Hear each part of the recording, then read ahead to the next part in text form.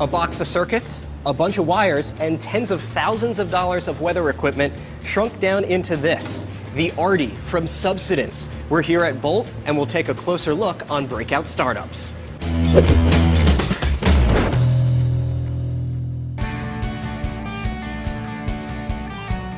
So tell me what you're working on here at Bolt with Arty. Basically what we're trying to do is basically replace data as it is today in the weather space. So while we have a really great view of what weather is with all the technology that we have with radar and satellites, that's all data that's up in the sky. And so what we're doing is we've created this brand new product that's at the ground level, creating data where it actually matters and increasing the density of that data by tenfold.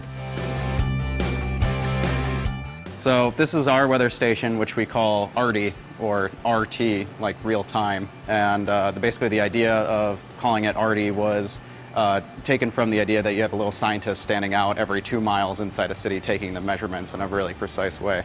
So when a single raindrop or hail or snow hits this, what's happening? It basically creates a vibration, and we can measure that and basically pick out the frequency response of this entire part of the weather station and get a three-dimensional vector of what it's hitting. So not only the strength of the raindrop, but the angle that it's coming at.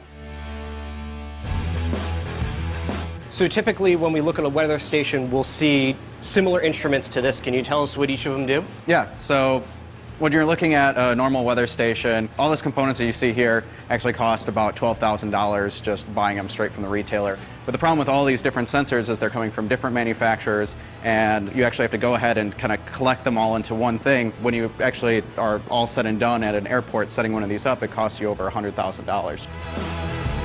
So for 50 of these units, we can actually put them inside a city for what it costs to build one government weather station. And that's kind of the goal of creating this kind of capital-intensive company that's building all these hardware products, but putting them out in the field and not actually selling the hardware products, because what the company actually is it's a SaaS company. It's a software as a service, but it just happens to be powered by a lot of weather stations that happen to be groundbreaking and really cost-effective. And what's great about our first pilot is when we actually put these inside Kansas City, no one's actually seen a thunderstorm with this kind of granularity and this kind of actual data. There's models that simulate what it should look like, and that's what we base a lot of our engineering decisions about what it should look like. But when we actually put it in the field, we have no idea what that data is going to look like.